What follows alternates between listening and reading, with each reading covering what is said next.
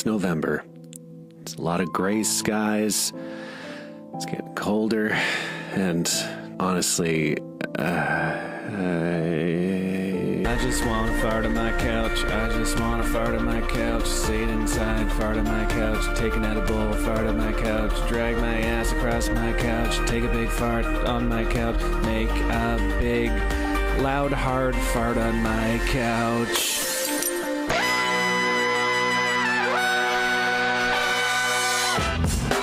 Good morning, sweet world, and welcome to the No Dunks podcast on the Athletic Network. It's Tuesday, November 5th, 2024. Happy Election Day to everyone here in the States. I'm J.E. Skeets, here in the Classic Factory, and alongside me, as always, Tess Mellis. Podcast listeners, this is for you. Next to him, it's the Pickle Man, Trey Kirby. Heyo. Heyo. Not as happy to be wearing the pickle costume on day 2 as he was on day 1. That's right. Getting a little stinky in there? What's going on? Look, I was having fun yesterday, man. I wore the pickle to do everything. I was out playing hoops in the front yard. I was lifting weights. I cooked sloppy joes wearing this pickle costume. And I woke up in the morning. It was looking me right in the face. Oh, tragedy. Yeah, it's only day 2. Day 2. I mean, on one hand, it's a good thing you voted early, but on the other hand, it would have been great if you had to be dressed as the I'm a different guy. Today. Yeah. I'm a pickle. And over yonder, making the magic happen, super producer JD. Hello. There he is. Here we are. Shout out to everyone joining us live. Hit the like button, subscribe. Podcast listeners, 5-star ratings and reviews. I want to jump right into it, guys, because we had 15 games on last night. There are no games on here today with Election Day. So I thought it'd be fun if we drafted last night's best games. We'll do 3 rounds, so 3 picks each. There will be games left on the board. People will be upset. And Tess, we're going to give you the number 1 pick. Round 1, your pick of the board. This was easy. Cavs, Bucks. Cavs moves to 8-0, but there's no one at losing to the Cleveland Cavaliers. No one's better at it than the Milwaukee Bucks. They lost by 1 the other day. Donovan Mitchell hit that game winner, and now in this 2-game set, they just lose by 2 points. A close game as the Cavs keep doing it. Now, it looked like the Cavs were going to blow out this team. Early on, they were getting it from everybody, and that's the beauty of this Cavs team. They get contributions from everybody. Evan Mobley with some beautiful stuff. The rebound on the defensive end takes it all the other way. Just goes right into the post, directly into the post. Just all his dribbles gets around Bobby Portis, too old. Beautiful dunk around him. Then he had a block shot on DeLon Wright, going the DeLon wrong way. And he goes the other way. Again, this is what Kenny Atkinson wants. He wants Evan Mobley dribbling all the way up the floor. He did that. Another dunk. Gary Trent, AJ Green, get out of the way. Jared Allen even had the ball on the defensive side from his own 3-point line. Jared Allen dribbled all the way over to the other end and dunked it. So it looked like the Cavs were winning this thing. It was double digits at half, but the Bucks were alive, baby. Again, they know how to lose to this team. In the third quarter, it was Damian Lillard. I mean, he had a 3-ball that was like 35 feet. He just went on fire in that third quarter, 14 points in that quarter. And Mr. AJ Green came off the bench. They call him Derry Bird for some weird reason. It's just a funny name. That's good. Yeah. We got Gary Bird with Garrison Matthews. Yeah. And we have Derry Bird and AJ Green. Where did he come from? Where did that come from? The man from Iowa, for some reason. He hit 7 of 9 threes in this game. That's all he took. He took 9 threes. Yeah. He hit 7 of them. He was on fire. He hit beyond the 30 feet mark because they just gave it to him. He had played 34 minutes in this game, season high. Andre Jackson as well played 25 minutes, season high. Taurean Prince, season low with 14 minutes as the Bucks are looking for guys who can score off the bench. They did great. They're up 8 midway through the fourth. It looked like they might win. Like they might be better than just losing against this team. But then the Cavs went on a 10-0 run. Lillard took the lead with a little over a minute left with his shot, but then Darius Garland continued his great night. Again, they got it from Mobley. They got it from Allen, and then Garland went on a 5-0 run for himself. The go-ahead 3 with 45 seconds left. He had 39 points, 7 of 11 on 3-pointers. And then as Lillard tried to come back and bring the Bucks closer, Jared Allen blocked the snot out of him. What a friggin' ending for the Cavs on that side. And Darius Garland said, I grew up watching Dame. It was super cool playing some one-on-one basketball against him.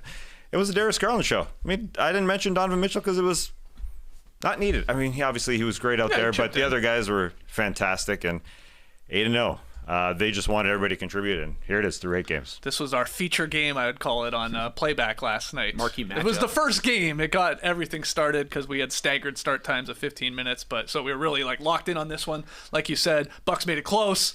Then it looked like they were going to win. Cavs roared back, and then we had all these like big plays from Cleveland down the stretch. But yeah, they go 8-0, still perfect. Yeah, at one point I saw the NBA.com top 10 today. They had that Evan Mobley play where he blocks the shot and goes for the dunk on the other end, and Bo Estes said he looked like Wilt Chamberlain. And I was like, kinda did. A big tall guy, long skinny legs, running the court like that. It did a little bit. He was impressive. I thought Jared Allen, like you mentioned, was pretty sweet at the end. He had the nice layup that really was the dagger there, and then the block on Dame as well. But it was really a Darius Garland masterclass in the pick and roll in the last couple of minutes of this game. It was like, if the Bucks messed up the defensive coverage, Dame gets stuck on a switch. The switch didn't happen. Easy layup for Garland. Now you're in a drop coverage. Guess what? I'm stepping back for a 3. Then I'll draw 2, find Jared Allen for the layup. It was just beautiful stuff. He basically canceled out everything Damian Lillard was doing on the other side. 39 points to 36 points. If you're a guard, you're having a good game against the Bucks right now. Mm-hmm.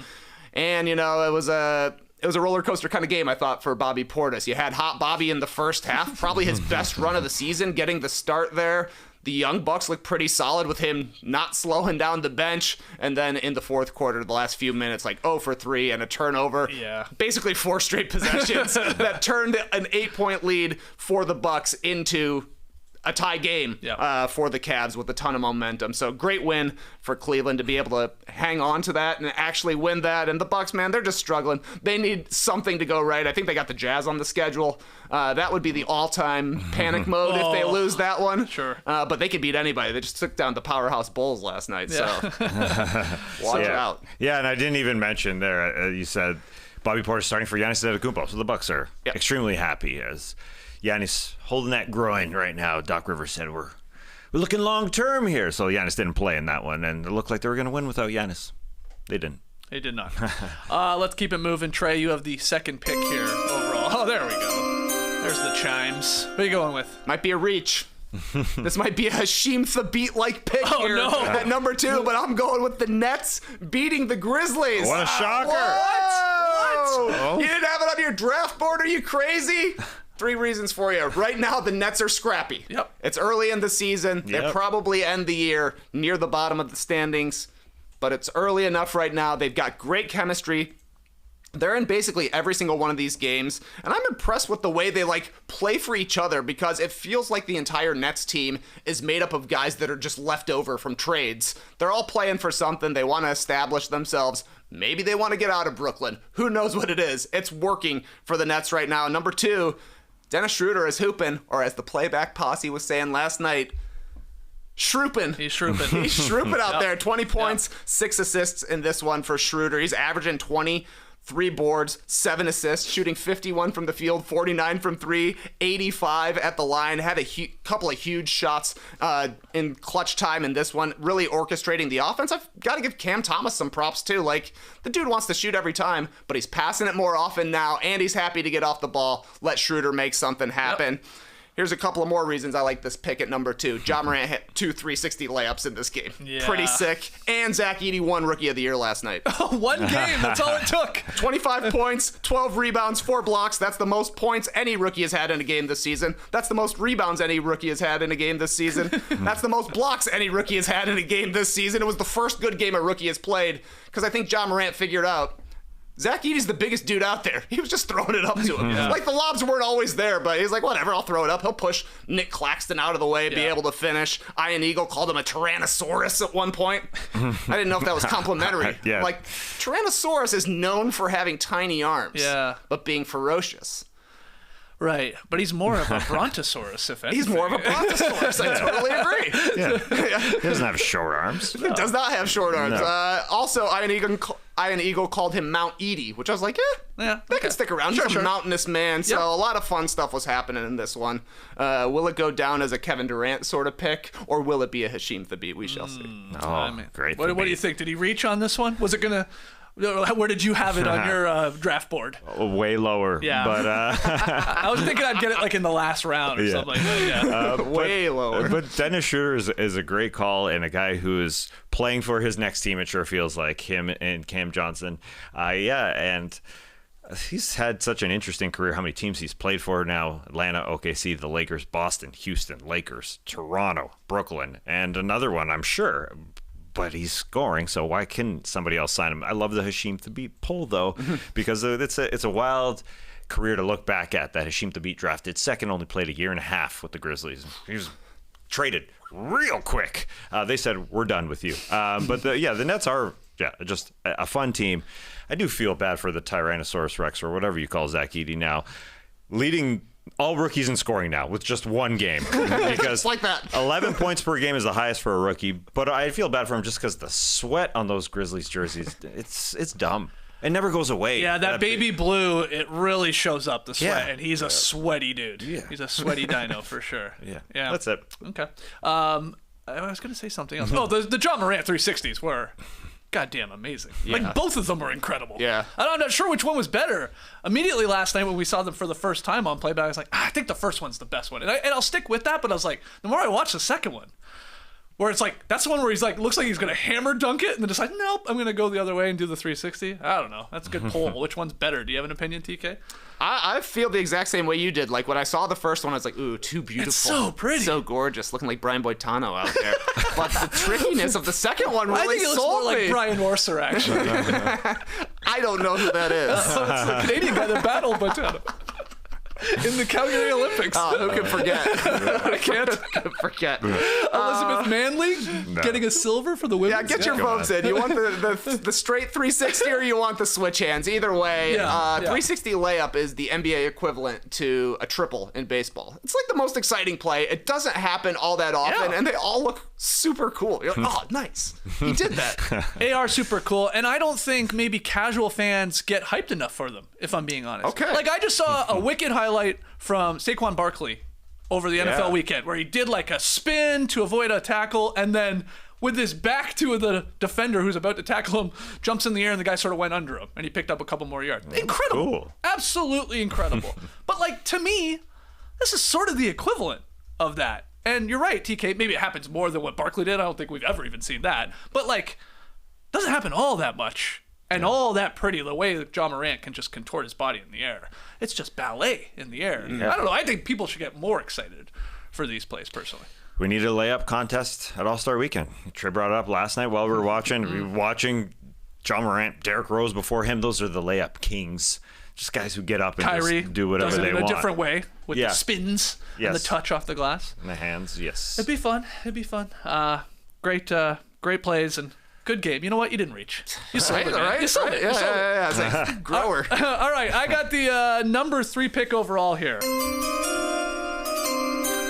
I was torn between two games. I'm ultimately going to go with the Suns getting past the 76ers, 118-116, spoiling Paul George's debut. And we can get into that if you want in a second here. But the Suns had a dominating week 2. They went 3-0. Devin Booker got Western Conference Player of the Week.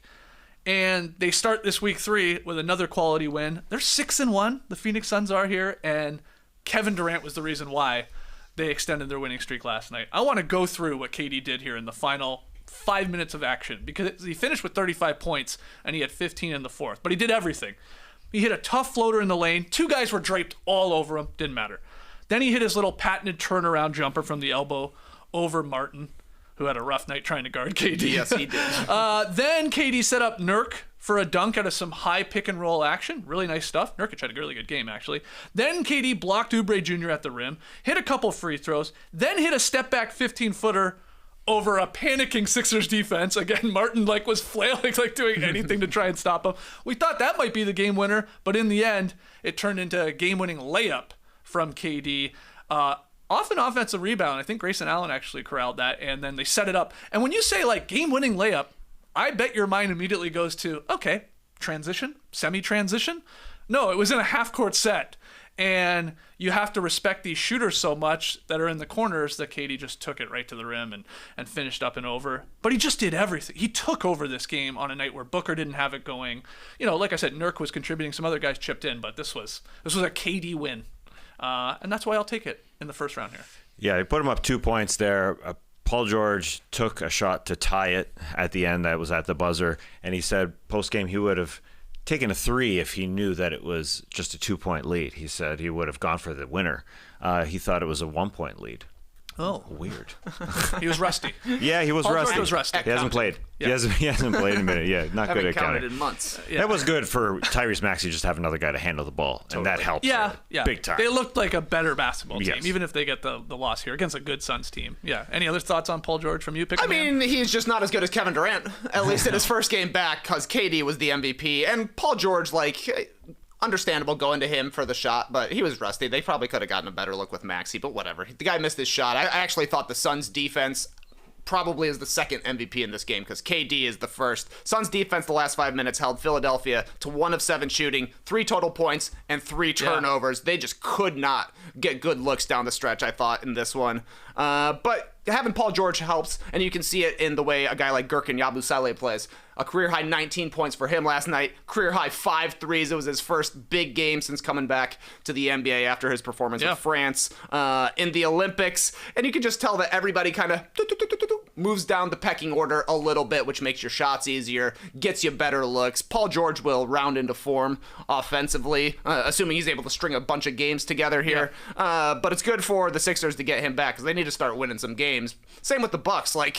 It's still very early in the season, right? This is our third We're Tuesday? 1/10 of the season done, basically.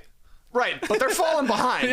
They're falling behind quickly, and unfortunately it matters. So, good stuff for the Sixers, I thought, an incredible Kevin Durant performance. Yeah, I meant to note that when we were talking about the Grizzlies losing again to the Nets. It's like, you might remember those losses early in the season when we get to, April, and the Grizzlies are fighting for a playoff spot or a play-in spot, and everybody's jumbled up there in the Western Conference.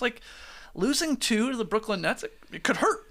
In the end. Maybe not. There's still a ton of games left, but and I also think we've just maybe picked, now I'm thinking it out here, because you took Kenny Atkinson in the Cavs, you took Jordy Fernandez in the Nets, and I just took Budenholzer in the Suns. So those are probably your Coach of the Year front runners, unless I'm missing anyone. 3 new coaches?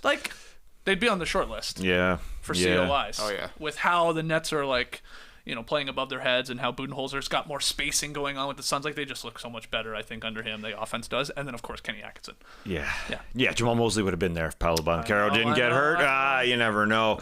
You never know with the Phoenix Suns, too. I can never fully buy into this team because they never shut down another team. It is interesting to see that they're 6-1, but their point differential is only plus 3.7 per game. While the Thunder are plus 17, the Warriors are plus 17. They get you to the fourth quarter, and they will just score enough to beat you. They beat the Clippers by 3 points. They beat the Lakers by 4 points. They beat the Clippers again by 6. The Blazers by 6. The Sixers now by 2. They win a lot of close games. They just need to get to the fourth quarter, and Mr. Durant takes over, and he will win a basketball game. So you could lose. You could lose to the Phoenix Suns any night. But they're never going to shut you down. They're top 10 in defense right now. Yeah, they are. Better on They're defense right than offense. Yeah, they're 9th in defense and 14th on offense. Yeah, they dropped on offense. The problem is that when it comes down to it, Tyus Jones plays a lot of minutes. Yusuf Nurkic plays a lot of minutes. Neither are great defenders, but I think they can make it up in the aggregate, Moneyball style. Yeah. All right. Let's go to round 2. Tass, back to you. We're not doing a snake draft here. You got the 4th pick. I'm taking the Sacramento Kings going into Miami and winning because they got DeMar DeRozan to close out games for that reason, to kill some demons. And it felt like there were some demons there. I thought they were going to lose to the Miami Heat, but DeMar DeRozan got the ball late and Fox was off to the sideline. He hit a jumper, but Butler came back with a 3, his second of the season. So it felt like, it's Jimmy time here. The Heat are up 4 with 1:45 left. DeMar dribbles in, goes into the lane, down 4 here. Nothing really happening in the lane. Comes up to the 3-point line. He jumps, and he passes it into Sabonis. A jump pass. You don't see that often, but it was a beautiful pass. He scores. But then Terry Rozier responded with the 3. The Heat up 5, 1:15 left. DeRozan bangs home a 3 and 1. Yeah. You don't see that often from DeMar DeRozan, so they're down 1. This was just a fun game. Hero then missed, DeRozan then missed, and Hero hit a couple free throws, so it looked like the Heat had this up 3, 38 seconds left. But you got a Malik Monk slam because everybody was focused on DeMar DeRozan as he got the ball, but it went out to Malik Monk for a jam. So it was Heat up 1, then Butler missed a jumper.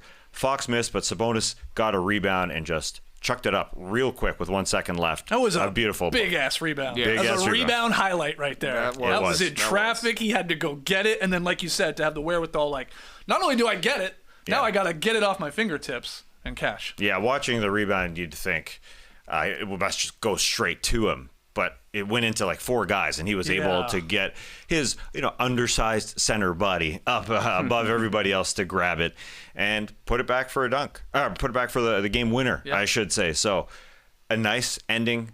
DeMar was very, very big in Miami to close this thing out. They had a 3-1 road trip. The Sacramento Kings are now 6-31 all time in Miami. That's a weird stat. So that's cool. A rare win there. Then. Yeah. Wow, in South Beach. Okay. Kevin Love wearing his shacket on the sideline, looking like a model. He looked cool. But I think DeRozan should put out a video. Because we know the little beef that he had with Drake when he went to Toronto this past Saturday with that whole thing going on. Yep, the Kendrick beef. You think about it, in Miami, DeRozan, here's the video. DeRozan's in the locker room, and you put like he's at the door of the locker room, okay? And you have Drake in this video pretending to enter, and DeRozan just slams the door because it's an old playback. You remember when Drake tried to get into the NBA Finals locker room of the Miami Heat? Yes, That's the playback. Hence the Miami tie-in. Okay, and then a slam. I mean, these guys like these old callbacks. Call that one back when Drake tried to get into the locker room when the Heat won the finals against San Antonio. But this was what DeMar was brought in for, to close in games, and he did that. Fox was just literally on the sideline hanging out. And he took one attempt there at the end, but it was fun. Jimmy Butler hits a 3. He's talking trash because he doesn't hit 3s very often. It's only his second of the season. And it looked like it was Heat time. They ended it well, but yeah, kudos to the Kings for getting these big wins here. Again, we talked about the Grizzlies dropping off games. The Kings with a 3-1 road trip, it's solid, and they've lost close games to good teams this season. Yeah, I'm definitely with you that it felt like multiple times the Heat were going to win this game, either because of shots or even there was one play where Tyler Hero, I think, stripped DeRozan, right? Where he just took a wild swing where DeRozan was going to go up either into a pump fake or a shot, and he got all ball and came up with it. I was like, oh, okay, yeah, maybe they're not going to get this one, but nope. Sabonis, Johnny on the spot, going to get it, and huge shot. I love the vibes of this Kings team too. You could they were really celebrating that victory. Yeah. And Sabonis' shots. They were just you could see everybody super happy. So I think the vibes are good. And they're 4-3 here with a tough schedule. Kings are interesting on offense to me, though, because I think they're 29th in shots taken in the restricted area and 25th in three-pointers attempted. That just leaves mid-rangers. Little DeRozan. A lot of DeRozan. They have become a bit of a DeRozan-flavored team. They're 5th in offense right now, so it's working. But if they have a cold shooting stretch, it's going to look bad for the Kings, I think, at times. It's just going to be interesting the way they fit him in because he's changed their shot profile, but they're still able to play fast. I don't really know how much I believe in the Kings right now, but I do believe that Domantas Sabonis is a great rebounder. You got to get a body on him. Oh, my God. That was great. Love a rebound highlight. Okay, Trey, you got the 5th pick overall. Where are you going? I'm going to Houston. The Houston Rockets pulled off a nice win over the Knicks. This was a game of runs. The Rockets would get up. The Knicks would battle back. Rockets would get up. The Knicks would battle back, but the Rockets had one last push. I think this was the game we were talking about what the difference is between a push and a run. That's right. Impossible to tell, but it was pretty exciting. And the big thing for me, and this one that was cool for Houston, is that every Rocket, I felt like, had their moment. Sengun was great in this game. 25 points, 14 rebounds, 5 assists, and 4 blocks. Yeah. Unusual. Actually got to play in the fourth quarter. Was a featured piece in the fourth quarter. They kept going to him on the block, and he was pretty successful. 10 points in the fourth. Jalen Green did not have a great game through the first 3 quarters, but in the fourth, 8 points, 3 rebounds, 3 assists, had the dagger 3 with 2 minutes and 15 seconds left. I thought he had the play of the game. He grabs a rebound on the defensive end of the court. Sengun is under the basket, but the only other That's the only guy further back than Jalen Green. He is number 9 on the starting blocks. And he races down the court, beats every Knick down the court, finds Tari Eason for a layup. That put Houston up 5. And I thought that was such a huge momentum swing in the game. The Knicks had to call a timeout, and they were just never able to get back in it. Amen Thompson also stuffed the stat sheet in this one. 12 points, 9 rebounds, 3 assists, a steal, had a sick pass fake. We're talking awesome. about rebound highlights. We're talking about pass fake highlights here. Catches it on the short roll, fakes to the side, big time slammer jammer. When he's got a step getting into the lane, when he's got any sort of head of steam going forward, like, the play's over. He's either going to find somebody with a pass because he's a pretty solid passer and an incredible vertical athlete as well. I thought this was the best Fred VanVleet game that he's played so far this season. It's hard, I think, for Ime Udoka to find time for everybody on this Rockets team. Like, Cam Whitmore didn't play last night, and he seems to be at least a solid dude.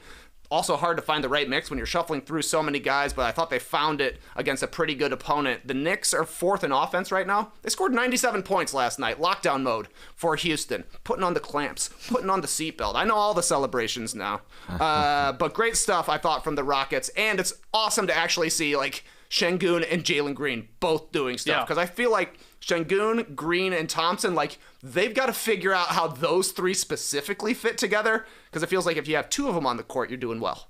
Last night they had 3 of them, and it was awesome. Yeah, I think the Rockets have to be ecstatic that they're 4-3. They have a winning record, despite VanVleet not being able to score at all. Yes. You said that was his best game. I agree with you, but I think that also just illustrates how bad he's been all season. VanVleet's shooting 32% from the floor. Yeah. 27% from 3. Like, he really can't score right now. But they are still getting this done, and Udoka's doing a great job of, like, obviously moving these pieces in and out, and has other guys, be it Jalen Green or even Amen Thompson, as sort of like a point forward, if you want to call him that. I get Kirilenko vibes from Amen Thompson at times. I like how he plays. I like how he play makes for sure. So that's good. That Steady Freddy's not so steady. And they're still 4-3. Oh, man. He was making shots last night, but watching that, I was like, oh, I see why you're shooting 35%. Most of his makes seemed like miracles to be like crazy fadeaways after 13 fakes. This guy's not even 6 feet tall. Yes. And, like, he's gotten up there a little bit in age. How old? I guess he's 30. He's almost 31. And never the most athletic guy as it is. Right. So, like, it's tough for him to get some separation, I think, on a lot of these defenders. But 4-3. I love the Rockets. Now that the Magic are banged up with Paolo, that's my pet team. I love cheering on the Rockets. Yeah. I just like watching them. The team that is on the rise. They have the young players, but they're on the verge of growing and being vets almost. It's cool to see Amen Thompson and Sengun get minutes together because they're both non-shooters and they don't play a lot together. But you have to put them out there in the fourth quarter together, which was Amen Thompson time when Sengun was sitting. But now these guys together, they were a problem for the New York Knicks on the defensive end. It's just a great team. A lot of young guys, but there's all the dads on the bench. They're like, whoa, Daddy Jeff Green there, Uncle Jeff. Did you see the stat last night that I'm not sure which broadcast it was it the Rockets or the Knicks, but Jeff Green has had 263 teammates in NBA history. Wow. Want to name them all? Try and make that short. Yeah. It's like 2 more than Vince ever had or something like that, which I assume is wild. The most ever. Yeah. Because he's played way shorter than Vince. Yeah, but he's played for a lot of teams. Yeah. It's around. Jeff Green's been everywhere. But you're right. He's got to lead the league all time in different jerseys worn. Whoa. Because he's played on so many teams, and we're in an era where each team's getting a new jersey at least every year. Wow. Do you think there's a Jeff Jeff? like 50 different jerseys? Do you think there's a Jeff Green super fan that has every jersey? Puts them all on. Yeah. Stay Puff mode. There's got to be a guy like that. There's got to be one super Jeff Green fan out there. Let us know if maybe you were them. All right, good pick there. I'll go to our number 6 pick overall. This is where the draft really starts. I feel like we got the best of the best out of the way. But I am going to take at number 6 overall when it comes to drafting last night's games. I'm going with Cade Cunningham getting his 3rd career triple-double, helping the Pistons beat the Lakers 115-103. We got ourselves a competent basketball team in Detroit. To give you a little flair of the Southern lawyer. This is good stuff. The Pistons, it's nice to see them, the eye test sort of result in some victories here because they are better. They're much better than they were last year. They have a more competent basketball team. They have a coach that actually wants to be there. That helps. But Cade was pretty special. Again, 17 points, 11 boards, and 11 assists. Again, his third triple-double. I think his first one since his rookie year. Jaden Ivey, over 60% from the field. He got to the free throw line, which I love to see. He had 26 points. Tim Hardaway Jr., my guy, one day will score 50 points in the game. He's on fire to start the season. He hit 4 threes last night. He's shooting 49% from deep. Tim Hardaway Jr. is on the season, and all he does is take threes, so he's getting a lot up. So that's really damn good. Jalen Duren, another strong showing. He had a double-double, 11 points, 14 boards. Beef Stew flirted with a double-double in limited minutes off the bench. Had a couple big blocks. Probably got one taken away, if we're being honest. Yeah. Or wait, no, they gave him that one. Yeah. On LeBron James, right? Yeah. I had it backwards. But a couple on LeBron, I should say then, because he had one earlier in the first half too. So the Pistons, man, it took them 32 games last season to win their third game. It took them till December 30th to win their third game. And now they've got 3 and through the first 8 games here. And you love to see it. You love to see it, man. You love to see it. you love to see a team that seemingly looked like they were adding Tobias Harris and Tim Hardaway to kind of just fill out the roster. But these guys are coming up huge because they are vets and they come up big in fourth quarters, something that the young players need. It's not that dissimilar to what the Rockets did last year. I mean, a lot cheaper in getting those guys and the Rockets paying all that money to get their vets in Dylan Brooks and Van Vliet and stuff like that to surround all the young guys. I mean, it's a recipe that does work. If you have young talent, and you have some like sort of vet guys that are like still trying to make a name, still trying to prove themselves. Like you mesh them together, you can get some victories. Yeah, and you got a coach that you're playing for. We didn't mention JB Bickerstaff because it's too early to have JB Bickerstaff in the Coach of the Year. It's never too early, Tess. Because they're 3 and 5. But the fact is, those young guys are playing extremely hard, and they've had a tough schedule, losing to the Pacers, the Cavs, the Celtics, the Heat, and the Knicks. That's who they've lost to. Damn. Those are very good teams. Yep. And as Cade Cunningham said earlier in the season when he lost a couple of those games, he said, this is good for us. This is going to make us grow. And it has. It's surprising to see a guy like the Beef, Isaiah Stewart, block LeBron once and then twice. Jalen Duren blocked LeBron. There was a lot of energy on that team. Duren bodying Anthony Davis on a post move. I had our man Chief say to me on Twitter, he said, do you think the Pistons are going to win more than 30 wins? He's got some line that he could bet that it's over 30 wins. And I said, hold on, what was the over-under at the beginning of the season? It was like 27.5. It's bumped up. If you want to juice it. I said, nah, it's too early to do that. But he said, well, I'll make a bet with you that they'll have more wins than the Toronto Raptors. Oh, damn. You got dirty. You got getting dirty. That's a low blow, Chief. Yeah, you gotta. Quickly, who's been out all season. You got a Barnes who's now out with a broken eyeball. Yeah. RJ Barrett was out. So, anyways, shout out to you, Chief. So you didn't take the bet? No, I thought about it though. And I'm thinking about over 30 for the Detroit Pistons. Although it's high, it is high. They got a lot of flair. Tim Hardaway almost got into a fight with Cam Reddish. I liked it. Cam Reddish, all of a sudden gets on the floor for the Los Angeles Lakers just his second game. They were bickering back and forth. Tim Hardaway Sr. is there in Detroit on the sideline just watching his son. I wonder if he's going to fight. Joe Mazzulla's like, come on, let's fight. Let's go. A good battle. No fights were had. I just want to point this out because I was like, man, I feel like the Pistons are like leading in every game. Not every game, but after last night's game, the Pistons have had a lead at the end of the first quarter in 5 of their 8 games because they led 33-22 last night.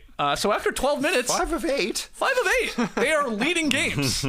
Hey, that's good. That means you're well coached. You're coming in with a game plan. Now, does it also mean teams are maybe like, that's the Pistons and we're not taking them all that seriously? Maybe, but... the problem is not getting the lead; it's holding on to the lead. Is there these games. But they did it last night. Is there a fourth quarter stat? Because they are leading teams going into the fourth quarter a lot. Okay, well, I'm sure they have been. They have. To start unfortunately, giving up some leads is the problem, but not last night. No. And for Lakers fans, this is bad news. If you were watching the game, you know this already. But Anthony Davis aggravated his foot late in the fourth quarter. A couple times it looked like. Kept playing through it. He had a monster game. I mean, 80's leading the league in scoring. He had like another 37 last night, but. He looked like he was in a lot of pain. Remember when he went to the ground that final time when he was like sticking his finger in his the back of his shoe. Yeah, right in the heel. Yeah. Right in the So, heel cap. What was going on there? You never want to see that with Anthony Davis. I don't know if he's going to play on Wednesday night. I know there was like a contentious sort of like interview, I guess, with LeBron being asked about it, and then 80 yelling, "I'm not out." And then LeBron like, "We live in the moment." Who knows? We'll see if 80 plays on Wednesday night, but at least he gets a day off here. LeBron was listening, so they're in the locker room. Yeah. He was getting asked about it already. So we'll see. That was weird, though, for Anthony Davis. It felt like he would score every single time and then be grabbing his foot like it hurt, and then eventually it just got to be too much for him. But, right now the Pistons are 26th in net rating in the fourth quarters, and it has honestly felt like that. Yeah. But with Jaden Ivey being able to take a little bit more responsibility, it saves Cade Cunningham's legs a little bit in the fourth quarter. So they are looking like a nice mesh together. I don't think that the Pistons have won 3 straight games since March of 2022, March or April of 2022. Way back into the day. They've got the Hornets next on the schedule. Road game against the baggy bottom boys. It's going to be tough. Yes. But they could do it. Okay. They could be having a pizza party at Little Caesars. Darko's could have. Yeah, invite them. All right, so let's go one more round here. Obviously, a ton of games still to pick from with 15 on the docket. Tass, the 7th pick overall. I'm going with the Golden State Warriors visiting the Washington Wizards. Steph Curry is back. That's fantastic. Nice. But also just exciting to watch this Washington Wizards team. They're a fun, bad team. I got to say it. Yep. And they are super duper young. It feels like they get younger every single game as they start. Younger guys. Koulibaly, Keyshawn George, Alex Sarr, and Bub Carrington all start for this team. You know, they got a Malcolm Brogdon who's injured. Jonas Valanciunas comes off the bench. You got old guys, but sorry, you're not starting. Because number one, it's just fun to watch these guys. Number two, they're obviously developing, and it was cool to see Koulibaly guarding Steph Curry. He was fighting as hard as he could on the defensive end and was doing a decent job. He had a monster dunk, huge dunk, first 6 minutes of this game. A nice ATO after the timeout. Shout out to Brian Keefe for drawing that thing up. The way he was guarding Curry was impressive, but also on the other side, Curry was just great. 24 in this one, his first game back after missing a few. And why I marvel watching this team play, the athleticism is so fun. Steph Curry hit a shot going into halftime where he hit a ball fake to get Bilal Koulibaly flying by. He flew by. He just went into the sky. So it was just art. It was beautiful to see Steph do that and then hit a 3. And the Wizards crowd cheering like Steph Curry is playing for their team. Oh, yeah. That was also the crowd why I was made out it to see interesting. Steph Curry and the Warriors, for sure. Yeah, that's the worrisome part for the Washington Wizards. As your young team, is there going to be anybody who, cheers in the phone booth for that team?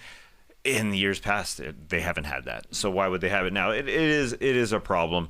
While the Golden State Warriors got everyone going, Buddy Hield off the bench, dropping 20. The Warriors have the best bench in the league. Plus 11.6 net rating. Play a lot of them. Yeah, they do play a lot of them, and they're always positive. They're always good. It's like Brandon Pajemski. He's not shooting well this season. 38 from the floor, 18 from 3, but he's a plus 100 throughout this season. Third in the league. Starters, bench, doesn't matter. Derek White and Shai Gilgeous-Alexander are the only guys leading him. And then Pojemski. Yeah. And the mask. Mostly. Man, Derek White's a good comp for him. Like, you don't think that Pajemski's ever going to be like the number 1 guy, but he's a perfect number 3 guy that can switch the side of the court, hit a shot, hopefully, eventually, like actually make them, and make some plays. He rebounds, he takes charges just like Derek White does as well. That's a nice comp for him. And you're right, Buddy Hield, this guy's awesome so far. 20 plus in 6 out of 7 games so far. Kuminga going to the bench has helped, and I'm with you, Taz. I love watching the young Wizards. They are so young that Jordan Poole is like their veteran leader right now, but everybody else does cool stuff. Alex Sarr had his first double-double. The guy can jump out of the gym, 3 blocks for him. Bub Carrington, near triple-double, 16, 8, and 7, seems to be in control despite being one of the youngest guys in the league. And then Koulibaly, I feel like, is winning people over early this season. Yeah. I saw Jay Kyle Mann called him the Parisian Pippin. Love it. Whoa! Cool nickname. I do like that. He's got the size, he's got the length, he's a ball handler on offense. You can see the similarities. We'll see if he grows into being a Scottie Pippen-like character, but at least he's a great two-way player, it looks like. We did have in this game, too, Draymond Green and Jordan Poole taunting each other at the end of the first half. Yeah, exactly. Yeah. I mean, there was a lot going on last night. You got to give us a little spice. It was nothing crazy, but, some still the tiniest of bad blood. I think there's still there's respect, enough respect maybe between them. I know I have Draymond's comments imply that, but yeah, it was a good game. That was one of the early ones too. It was. And it was close for a majority of it until the Warriors sort of pulled away. All right, number 8 pick overall. Back to you, Trey. Forgot about the Chimes. Yeah, you can talk about the Chimes. Okay. I haven't been super impressed with the Pacers so far this season. They got smacked by the Knicks. They lost to Philly. Philly's only win so far this season. They beat the Celtics. That was very good. Yep. And then they lost to the Pelicans, who had hardly anybody playing. But I love what I saw from the Pacers last night against the Mavericks. They scored 134 on a top 10 defense in Dallas. No Lively for the Mavs, so Myles Turner really dominated, got Daniel Gafford in foul trouble, and when Gafford was out there, he was just looking too slow, really, to hang with Myles Turner. Turner also did a good job, I thought, punishing Dallas's small lineups. With Gafford in foul trouble and being kind of ineffective, Dallas tried to play small and get Turner off the court, and they just couldn't do it. He had 30 points, 11 rebounds, a block, and 5 threes, just really pacing the Pacers. But more important, Tyrese Halliburton, I thought, had his best game of the season, a season-high 25 points, tied his season high with 12 assists. He didn't shoot the three well, but he was 8 for 8 inside the three-point line. I thought he was playing with confidence, looking for his shot, getting in the lane, and actually trying to score. There are a lot of times when Halliburton is trying to make a play when he gets inside, but him looking for his own offense, I think, is big for the Pacers, because you know he's a great passer. You know he's going to get off the ball if a guy's open. It just gives them even more scoring threats if he's trying to score. He hit a huge midi as the Mavs were trying to come back late in the fourth quarter of this one. 17 shots for Turner, 16 for Halliburton, 16 for Siakam. Yeah. It was like the perfect balance. Anytime they would come out of a timeout, it's like, let's run a play for Pascal Siakam. Anytime we have to get into half-court situation, we'll see if he can post up and get us a shot. That was the point of trading for him last year. When the game slows down, they got somebody who can get ugly offense. They got it when they needed it, and then the fast stuff was just beautiful from the Pacers. So a nice win for them on the road against a good team in the Mavs. Looking like the Pacers from last year, for sure, to put up 134, and the way they were playing and the shot distribution. Yeah, you love your 3 main guys all hitting 10 field goals in Turner, Siakam, and Tyrese Halliburton. Halliburton, the weird thing, I know he can't hit the 3 much this year. What's going on with him at the free throw line? He's like a 70% free throw shooter. Weird. You see this. Weird. Yeah. He's like been well above that in his career. So that's 3 for 6 last night. I know. It's just like odd. I don't know what's going on there. But any thoughts on the Pacers' victory there? It's always good to see Ben Mathurin chip in now that he's starting right now because Aaron Nesmith is out. Yep. So they have just a bunch of guys to come in and score. But the Mavs, they're a different team in that they rely so much on Kyrie and Luka. As we know, they're a middle-of-the-pack offense team thus far this season because they just rely on those guys and hope Clay has a good night, and then hope the bigs will be able to outperform the other bigs. But in this game, they couldn't against Myles Turner, who was just awesome. Although Najee Marshall did look decent, but Had a good game. The Mavs are just going to have high-scoring games. It sure feels like this was one of the higher-scoring games of the 15, along with Utah and Chicago. They do that, man. They just hope that their threes fall down sometimes. Indy improves to 3-4. Mavs are now 4-3. I just did some quick counting here, so I may have botched it a little bit, but I believe there are 19 teams in the NBA right now that have either 3 wins or 4 wins. So there's a lot of like 3-4 teams or 4-4 teams or 4-3 teams. There's so many, especially in the Eastern Conference, where it's just like every team has the same record, it feels like, outside the elite teams and the teams at the bottom. But yeah, good win there from Indiana. All right, the number 9 pick overall. Hit me with the chime, JD. Some say this is the toughest pick because there's so many games left. I'll just like quickly go through them because I'm not going to take this, but Tatum's headband leading the Celtics to a 30-point rout of the Hawks. Sad Kaka. Tass, unfortunately for you, you took an early lead. I throw that in air quotes in the November Pick'em battle because you took the Hawks to cover. Yes. Interesting take. Fascinating. We had Naz Reid and the Wolves hitting a bunch of threes in their win over the Hornets. The Thunder stayed perfect against the Magic.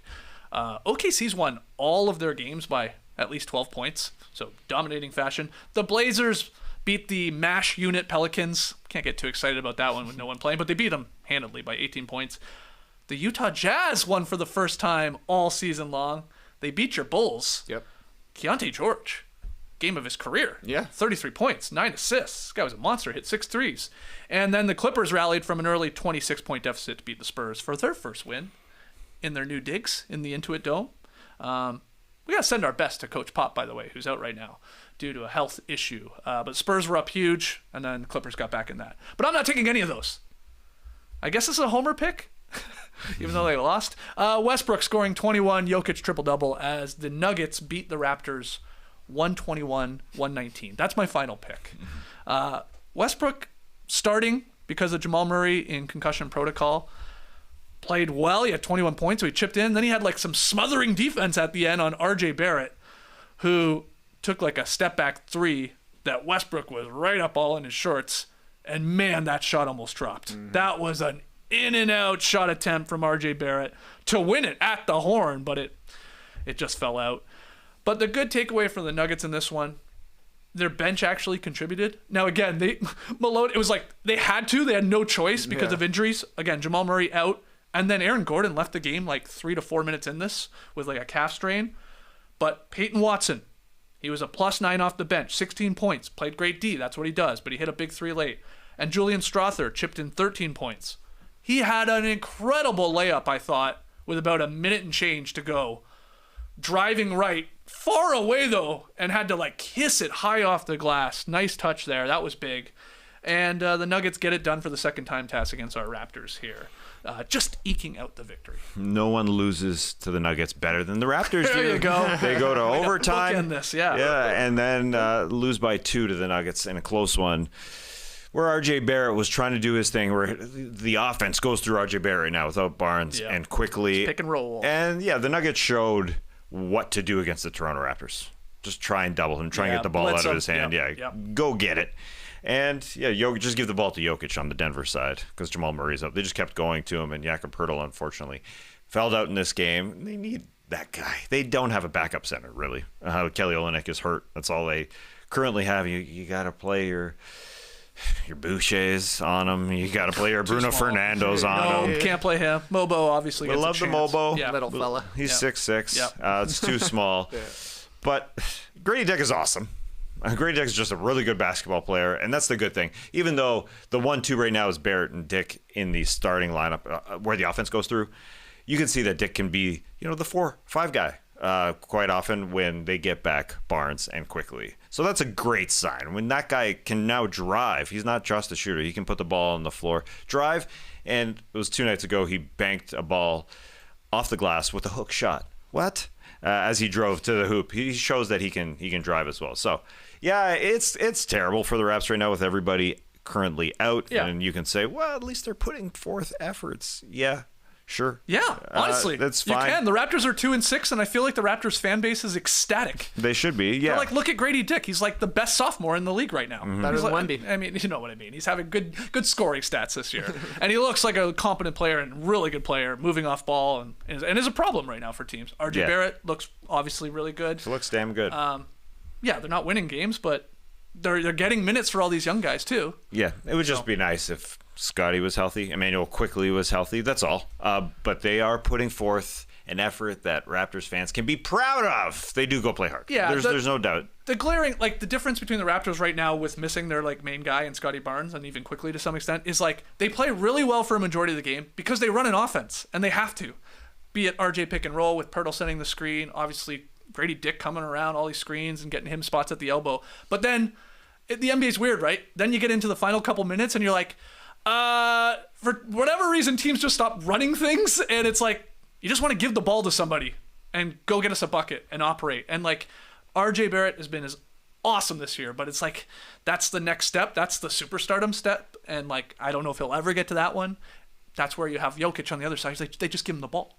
It's everything went through him every single time. You either double, he finds a guy, or you don't double and he just scores on you. So it's just a tough spot, especially without Scotty Barnes. But let's do a little positive rose-colored glasses. In that instance, last year they didn't have a ton of minutes together, a ton of games together, Barnes and RJ Barrett specifically. Now Barnes is sitting out there and he can look at, even with his broken eyeball, his broken orbital phone, he can watch this and say, this guy could be our number one more often at the end of games. Like, he could be leaned on more, and instead of Barnes just doing it all the time in fourth quarters, which is not his forte. He needs to rely on both Barrett and Quickly. So there's that good sign. And obviously the orbital bone is healing. He doesn't have to have surgery. That's good news. That is good news. That's good news. He will heal naturally. Any thoughts on either the Nuggets win over the Raps, TK, or any of those other games left on the board? I do think the biggest snub is the Utah Jazz. Yeah. Yeah. They got their first win. And you mentioned Keontae George, career high 33 points.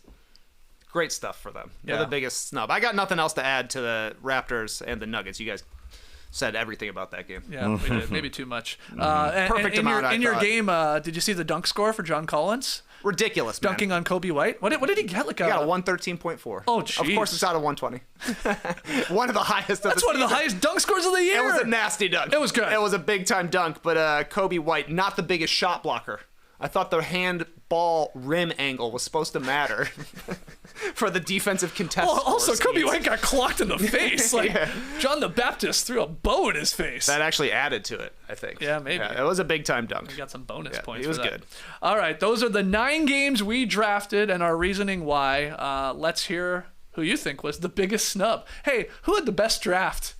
Go through, look at the games selected. Did Tass win? Did Trey win? Did I win? Let us know here in the stream team. Let us know in the YouTube comments. And yeah, that was a lot of fun. It was, I wouldn't mind to see a little bit more of the staggering of the games. It was fun being on playback, obviously, with a new game starting every 15 minutes. And you pointed it out, Tass, on Twitter and even on playback. Nice to see games starting on time. Wow. So we can do it. We can do it.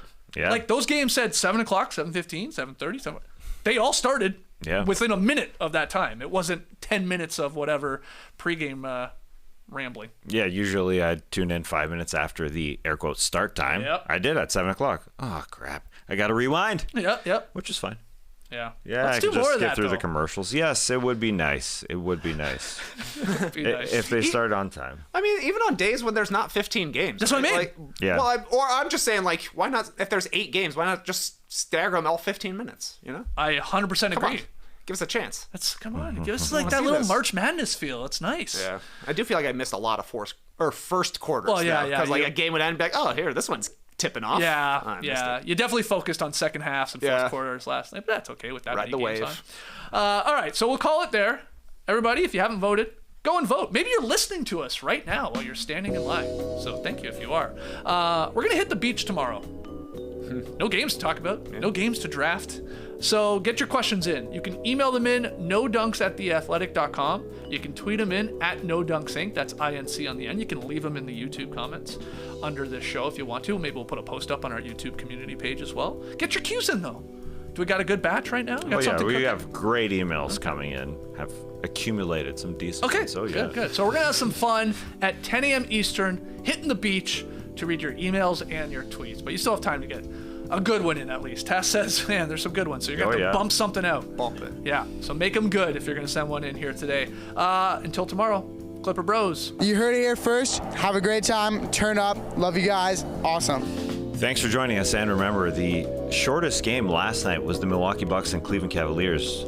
Only 2 hours and 2 minutes. Wow. Now, were they trying to say to the referees, don't call free throws. We need this game to end so then the next one can end 15 minutes later. Then the next one can end 15 minutes later. I just bring that up because I thought that would be the shortest game of the season thus far. But here's the trivia. This guy's infatuated with the length of a game this season. LOG to basketball reference. Yeah, that's why. And he's always loved this, but now he really loves this it. before major sports. Yeah. Soccer's winning now. Have we had because it's a major sport now. Have we had an under 2 minute or 2 hour game? We have. It has to be a blowout. Yeah, it was. I'm just guessing because like no fouls in the fourth quarter. or something. Yeah, and how long was it? They had to get their food ready. It's got to be close. It was an arena where the food was already ready, so they had to end the game. Little Caesars. That's right. Yeah, the Pistons, $155, $5 deal. Pizza's ready. Wow. Go get it. We'll see you tomorrow. Embrace the day, people.